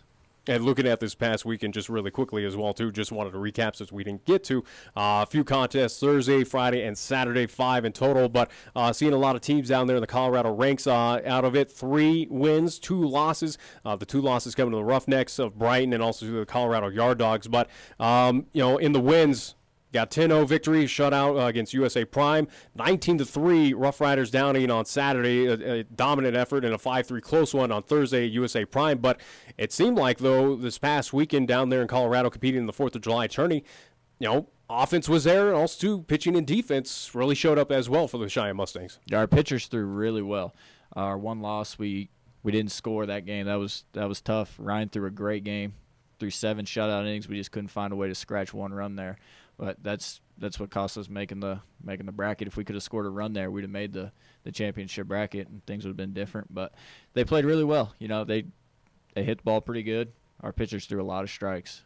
We're talking with Sheldon Baxter, who is the manager of the Cheyenne Mustangs. We were talking ad nauseum here in hour number one about the Justin Verlander versus Commissioner Manfred baseball, situation. And again, you're juicing a baseball. Yeah, you're a good baseball guy. You and I am too. And I'm probably, like I said, I probably got 30 plus years, 40 years on you. But let me ask you this question: What's your thoughts about all of this? What's going on with the baseball? There's definitely something going on. The numbers speak for themselves. The ball is just flying out of the park like it's never done before, and pitchers they're complaining because the ball is so slick. There's no seams on them anymore, so the ball's just absolutely flying. I don't know. They're going to have to do something.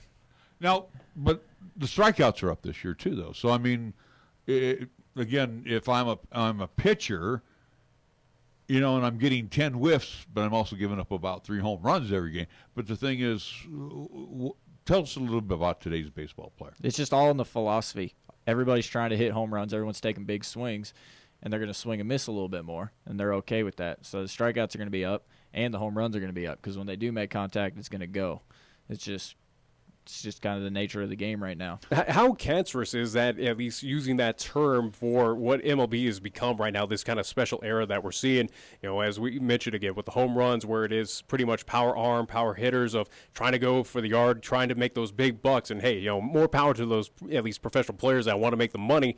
But how bad is that a reflection towards, where we are with the youth, especially here in the high school level, here in Cheyenne, Wyoming, where is that something that you have to kind of skirt around, or at least basically kind of turn their heads away from MLB of, hey, don't look at these favorite pro players that you're watching right now. That's not how to play baseball. Learn it my way. Are you finding kind of a little pushback on that, or at least some players or even some other teams kind of adopting that new MLB kind of philosophy? It definitely doesn't help the younger guys because they just can't do that. They're not physically strong enough yet. But I'll just speak for our guys. Our guys do a pretty good job. They understand what they are. They know that they can't take those type of swings and be successful. So they've done a pretty good job of that. You play a small ball, right? I mean, is that still being taught, through the ranks of high school leading into college? I mean, again, too, I look at back in the day, your leadoff hitter gets on base. Your number 2 guy usually is your hit-and-run guy, or you're just running with that number 1 guy. I mean, you're still playing that type of fundamental baseball, right? Yeah, absolutely. It's something that I think could be addressed a little better because I've seen our guys try to bunt, and it was not pretty early in the year. So, but they've gotten a lot better at it, and they just do a good job of it now. All right, Sheldon, hey, we want to thank you so much for joining us. Do appreciate it. Again, I know you're a busy man at this time of year, and we appreciate you sneaking on here. We're going to take a time out, and when we come back, we're going to introduce you to one of our players. We were announcing we had Grayson Brain coming in. Grayson Brain, excuse me. It has been changed as we got a fast one pulled on us, and we'll be back with more after these words here on 1480 KRAE. Chick-fil-A is a proud supporter of our high school athletes at East, Central, and South. May the school year bring success to all of you. Before you start your day, stop by Chick-fil-A for a hearty, delicious, and satisfying breakfast, only at Windmill and Del Range. Breakfast is served Monday through Saturday from 6 in the morning till 10:30 a.m. Breakfast with Chick-fil-A, the most important meal of the day at Windmill and Del Range. Make your drive anything but average with the 2019 Kia Sorento. I'm AJ Miller, and with the 2019 Kia Sorento, you get similar features like the competition standard models, but spend less. That puts more money in your pocket. Dynamax all-wheel drive, Smart Power liftgate, and Surround View monitor are some of the many features available on the Kia Sorento. Come into Kia of Cheyenne for exceptional value. Call 775-0123 or go to kiaofcheyenne.com, and we'll make it easy. Check out the huge savings this week at Town & Country Supermarket Liquors. Here are just a few of the terrific weekly specials. Our Super Radio buys, heard only right here, feature Jack Daniel's Original Tennessee Whiskey, 1.75-liter bottle, $34.99. New Amsterdam Vodka, 1.75-liter bottle, $14.79. And Bud Light Lime or Orange, 12-pack, 12-ounce cans, $14.99. Town & Country Supermarket Liquors on the South Greeley Highway, Cheyenne's low-price leader. Looking for an IT company with friendly, local customer service and the expertise to handle any job? Then go with a name you trust, High West Digital Solutions, a High West energy company. We handle everything from business network management to personal computer problems to same-day phone and tablet repairs. Visit our website at hwds.com or call 307-245-4333 and speak to a real live human being, local, polite, and eager to help. High West Digital Solutions, the best choice, the local choice, the right choice for you. Introducing Digital Wallet, a new way to pay with Platte Valley Bank. Add your Platte Valley Bank debit card to Google Pay, Samsung Pay, or Apple Pay, and have the ability to make purchases with just your phone. It's secure, simple, and accepted by millions of merchants worldwide. Try it today or check out pvbank.com for more information.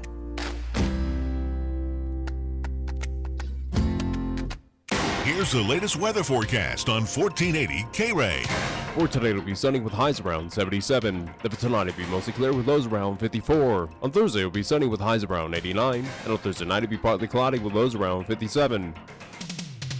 Your locally owned and operated radio stations, KYOI-FM and 1480 KRAE AM, are just that, local. Serving Cheyenne and Laramie County, where your advertising dollar stays local too. It doesn't end up in Colorado, Oklahoma, New Hampshire, or even New York. We conduct business here, we shop here, and we live here. And we support our entire community 24/7, 365. Just because it has a window dressing doesn't mean it isn't a facade. A reminder from KYOI and 1480 KRAE. We're taking Cheyenne, Wyoming Sports Talk Radio to a whole new level. This is Wyoming Sports Talk Today. Don't look at me. I think these people are completely nuts. Stop this crazy thing! And it's only here on AM 1480 KRAE.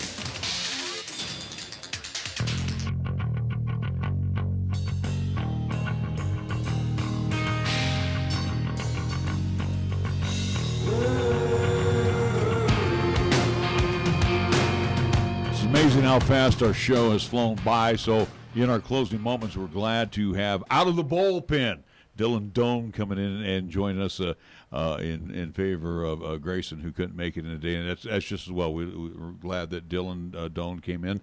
Dylan, tell us a little bit about yourself, school, and what grade you're going to be in. I go to East High, and I'm going to be a senior this year. All right, Dylan, you're a tall cat, so I'm going to go out on a limb here and say, in addition to baseball, hoops probably will be another sport that you might be surprised on this answer. And maybe football as well? Actually, no. I don't play either of those. I actually am the drum major for the East High Marching Band. That's fine.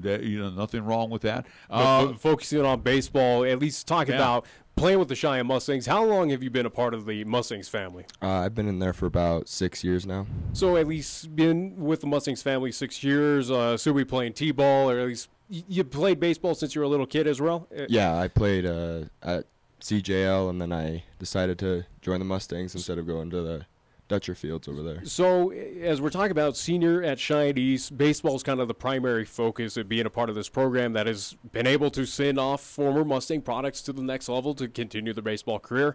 You know, you still got the full year of high school to at least focus on with the studies and graduate as well, too, from Cheyenne East. But has baseball been on the radar of what you want to continue on, whether it's at a JUCO, four-year school? Is that on your radar to at least continue on past Cheyenne? Yeah, it sure is. I've always wanted to go and at least try and get drafted after I'm done with college or even after high school ball. Well, Dylan, we'd be remiss. What positions do you play for the Mustangs? I'm a pitcher as well as a first baseman. Okay, so now with the height, that would make a lot of sense for you being at first base. He's kind of like the baby giraffe out there in San Fran with Brandon Belt having that height. Yeah, well, tall, lengthy player, but hopefully he plays a little bit better than Belt's doing right now. Absolutely. Pitching. Starter, reliever, what do you Starter. Do? Okay, so let's talk about you as far as pitching. And again, with Coach Baxter coming into play, he really has worked a lot with you guys. Some of the things that you have learned this year with Coach Baxter coming into play. Just keeping my timing really slow and keeping myself maintained and not rushing myself when I'm in the stretch. Now, you guys are a younger team this year. And, things didn't start out too well, but all of a sudden now things are starting to gel a little bit. Tell us a little bit when every time you get the call to go to the hill and throw for the Mustangs, got a lot of confidence now, right? I mean, this team behind you, you know they're going to get the job done for you. Yeah, it's kind of nerve-wracking not knowing who's going to be behind me, but when I find out who's behind me, it's a stress relieved off my shoulders. Now, with you being kind of the veteran, a part of this Mustangs family, and knowing this team, and again as a senior, where you do have a lot of freshmen, sophomores, a lot of youngsters with this varsity squad, have you kind of taken throughout the season a little leadership role, or at least taken some players under your wing and shown them kind of the ropes, so to speak, with the Cheyenne Mustangs? Yeah, I've taken a couple kids under my wing just to try and get them to not so much mess around and focus more on their fundamentals on anything, fielding, base hitting.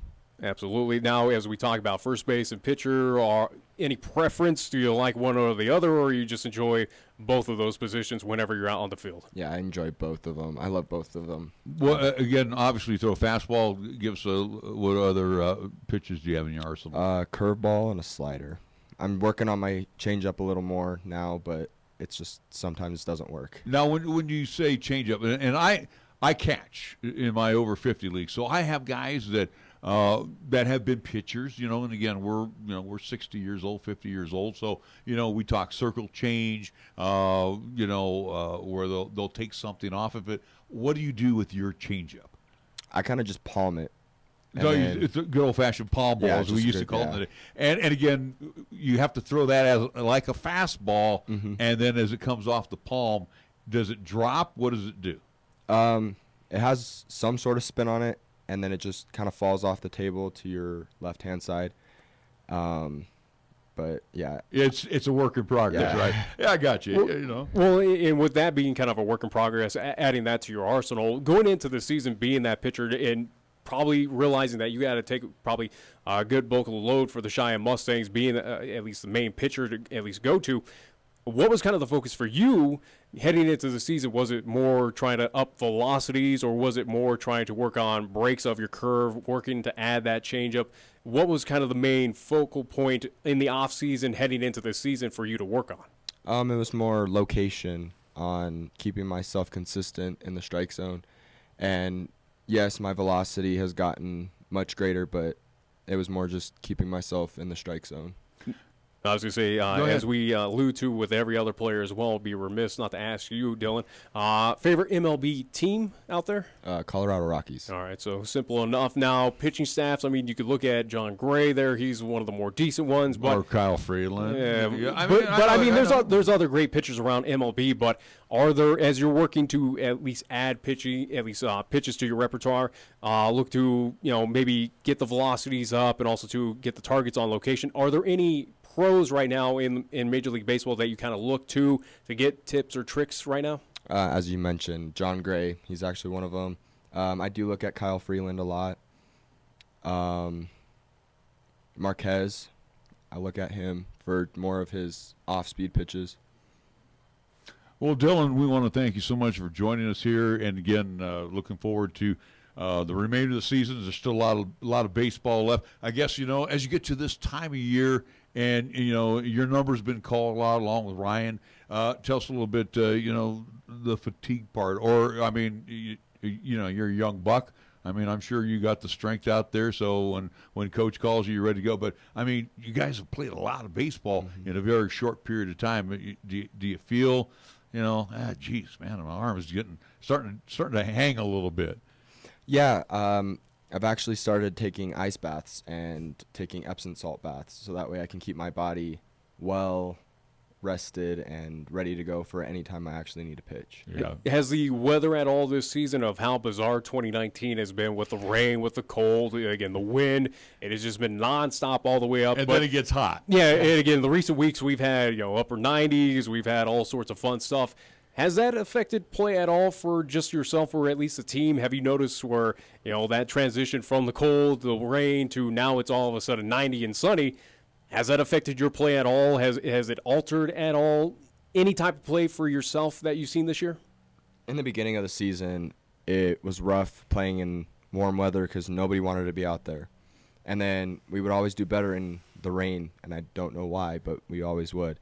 And then once we got Coach Baxter and Coach Reed, all of that went out the window, and now we can play in any weather, and we'll do fine. And again, you are a team right now that is trending upwards, 20-19 after yesterday's sweep against the Colorado Springs team here in town.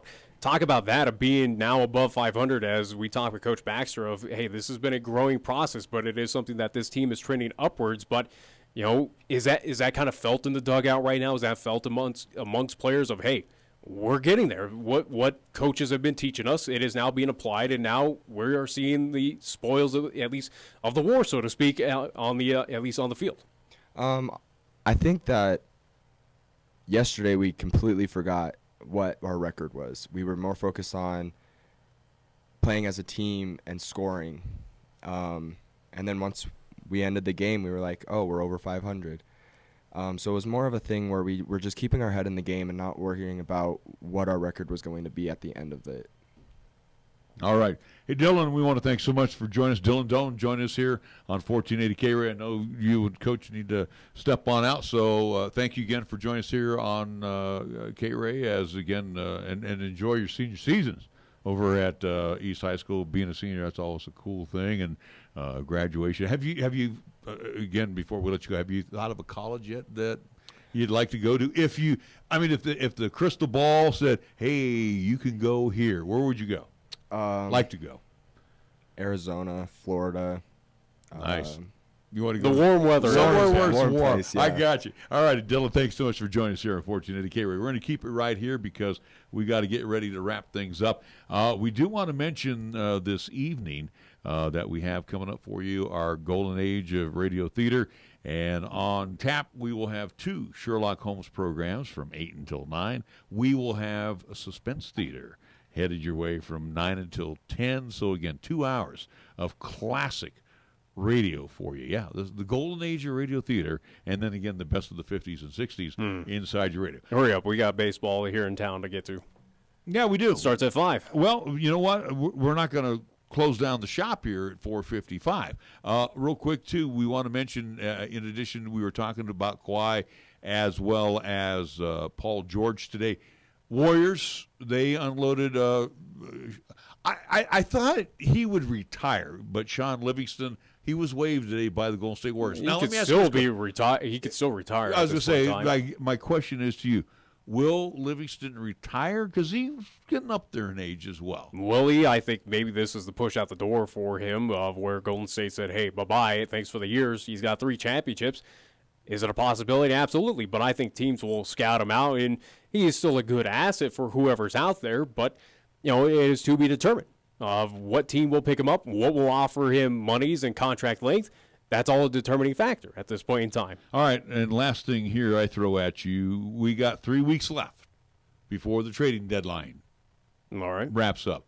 Are you surprised? I am, to a certain degree, that there hasn't been a lot of movement. I mean, it's usually you get movement during the All-Star break, but not much has been going on, hired hands. There was one article I read earlier this morning that was from the Bay Area that said Madison Bumgarner, they showed a picture of him being escorted off the field after he got hit in the elbow, saying he has thrown his last home game for the Giants. So, again, all the speculation. Well, the Giants are on the road for quite some time now, so, I mean, could that be reality? I have no idea. But surprise, not necessarily. I think it ramps up here now once we're out of All-Star break.